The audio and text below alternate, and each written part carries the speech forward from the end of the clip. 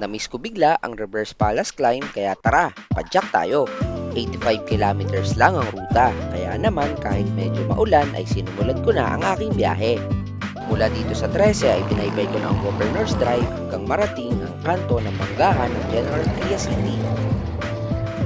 Habang tinataha ko ang CM de los Reyes Avenue ay bigla nang bumuhos ang ulan.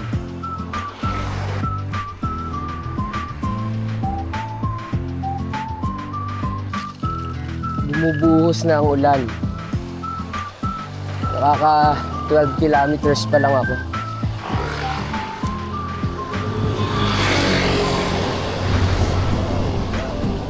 Sana dito muloy. Mabuti na lang at hindi nagtuloy-tuloy ang buhos ng ulan kaya diretso lang ako hanggang marating ang East-West Road. So kakaliwa ako dito papuntang Silang. Wag lang uulan kasi wala dito masisilungan.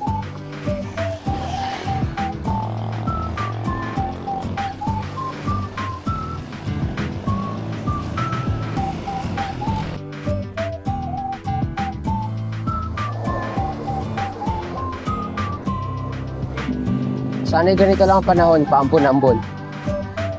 Para masarap ang pag-ahon gumamaya.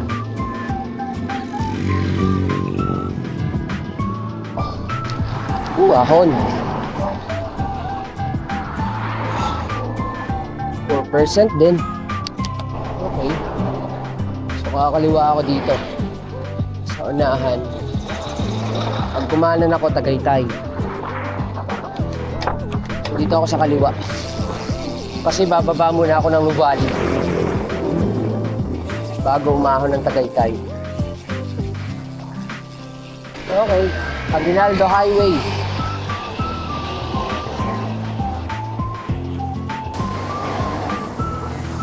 So, pupunta ako ngayon ng Silang, town proper.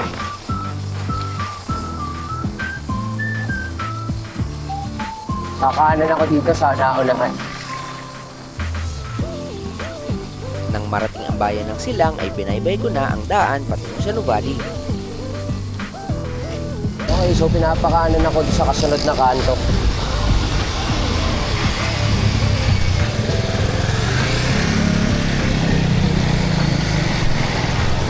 Parang dito yung may mataas na ahon ah.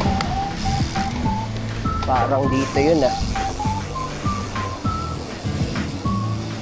Matarik na ahon pero maikli lang. Nakakadaan na kasi ako dito, nakamotor tsaka nakakotse. Nakabike ngayon pala. May luso nga ako nakikita. Sabihin sa unahan ito ahon.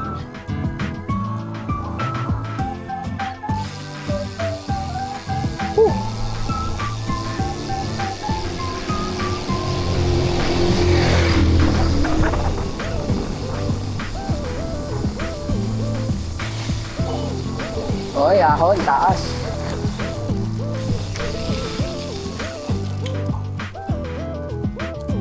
Rolling hills to, kaya naman tamang-tamang pang warm up sa legs bago umahon sa rev pal. Tapos kanan.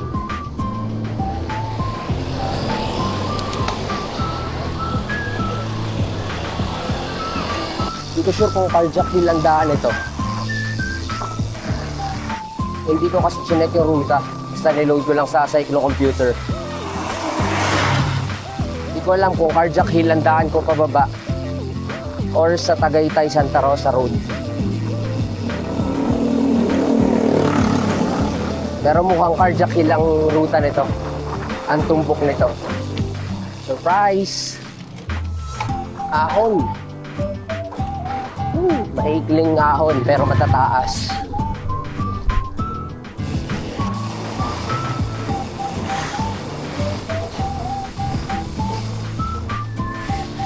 So actually 80 kilometers lang to. 87 or 86. Pero pwede na. Baka naman malibago pag sobrang layo. Ahon again. Again and again.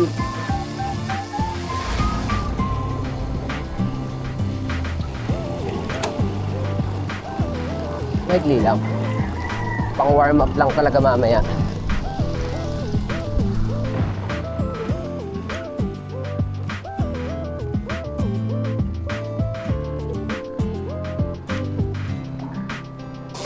So palusong na ako papuntang Nuvali.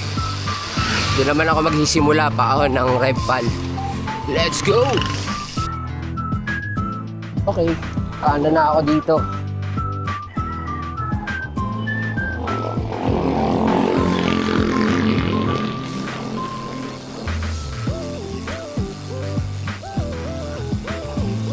Woohoo! Luzon. Tapos kaliwa.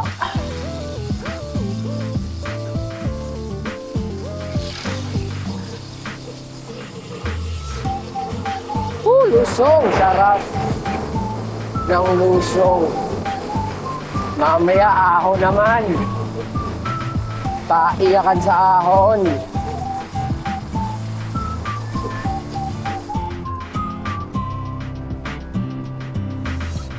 Ahon nga. Ahon nga ahon.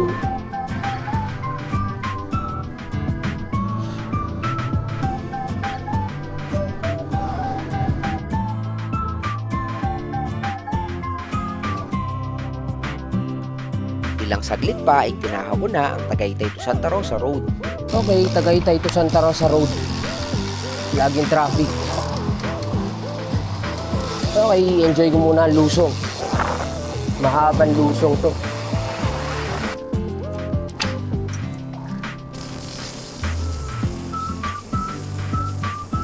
Pumapatak na ulit ang ulan. Mukhang maulan ang aking pag-ahon. Okay. Ayala Land, dito na ako kakanan. Papunta na ako ng Revpal, Marcos Mansion.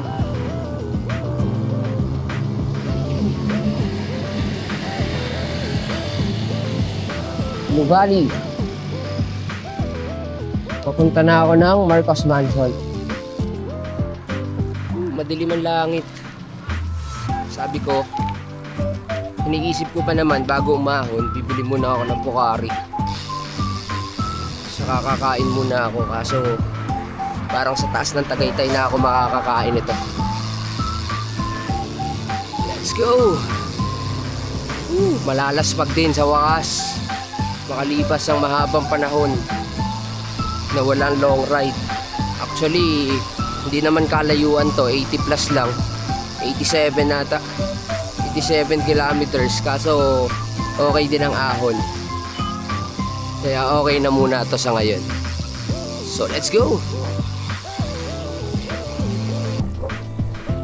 Papalapit na ako ng papalapit sa circle. Tapos doon na mag-uumpisa ang ahon. So siguro tambay muna ng konti sa Marcos Mansion. Maya-maya lang ay bumuhos na naman ang malakas na ulan. Yan na nga sinasabi. Bumubuhos na ang ulan. Lakas. Wala pa naman masisilungan dito.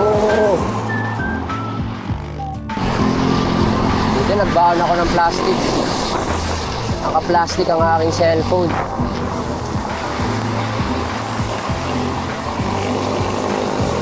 Sa gaasaan na yan. Joke lang, tigil muna ako dito.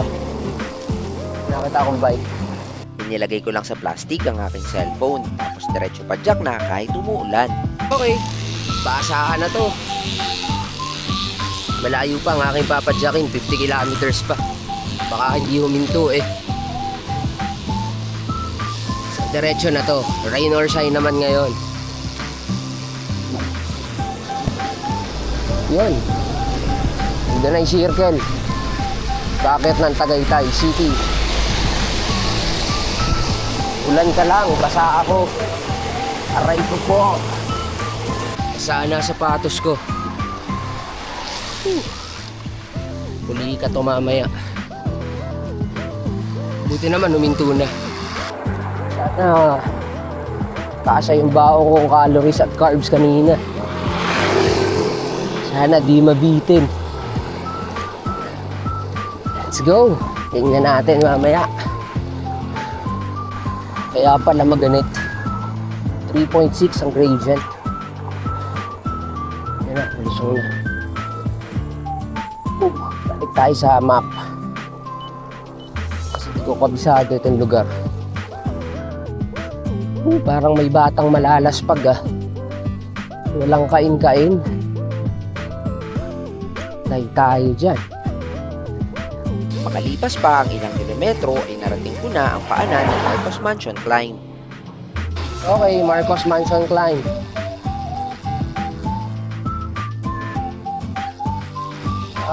Simula na.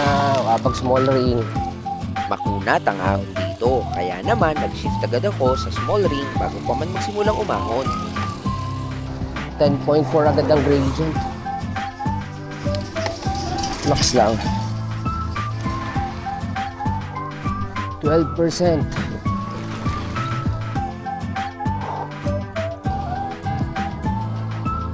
$11.8. 11.8. Taas ng heart rate ko.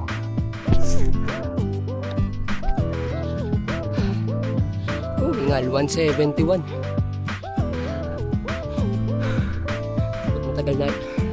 Pag matagal talaga hindi nakakapadyak, ganito.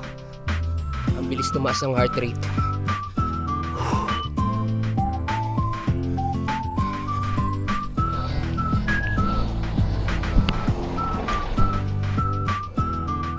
Okay, Marcos Mansion na. Pahinga lang muna sa Marcos Mansion bago bunuin ang ahon ng Revpal paakyat sa Tagaytay City.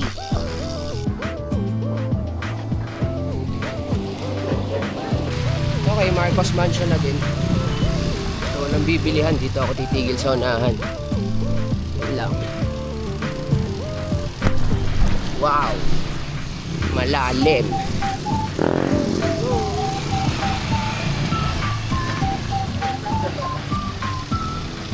Daan-daan lang. Kasi paangat ang daan dito. Ito na ang ahon. Taas yan. Nang kain-kain.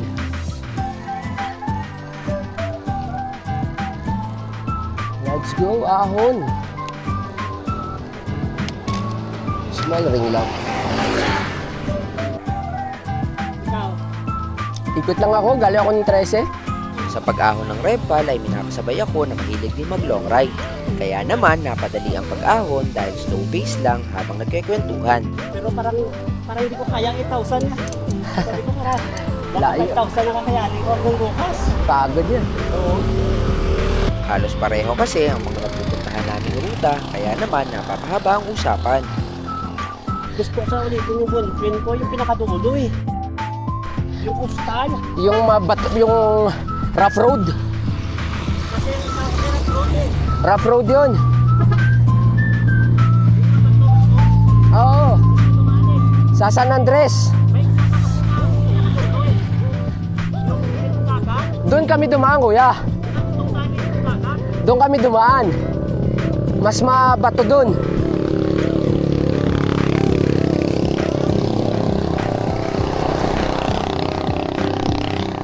Tapos sunod ang mga ahon. Kaso wala 3 days siya. Oo, layo yun. Nafag na sa unahan. Hingal na naman. Sarap na to sa legs.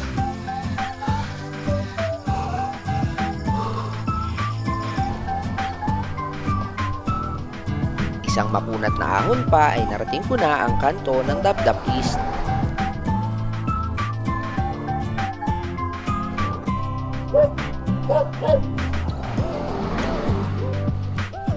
Okay, tapos na. Hingal. Hingal man. Tagaytay City. Nang marating ang All Is Well ay pahinga lang saglit tapos picture lang sa KOR sign. Okay. KOR. Sarap ng ahon.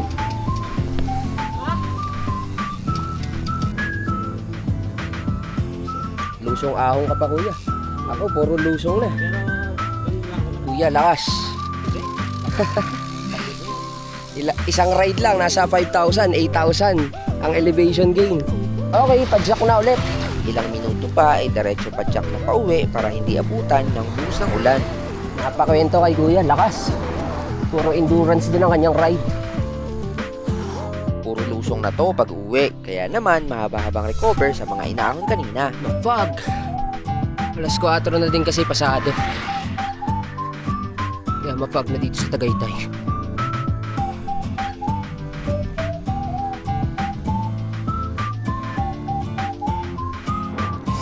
Uwian na! Ayos. Sa kabuuhan ay 85.37 kilometers na may 1,135 meters na elevation ang aking napadyak sa loob ng 3 hours and 59 minutes. Salamat sa inyong pagsama.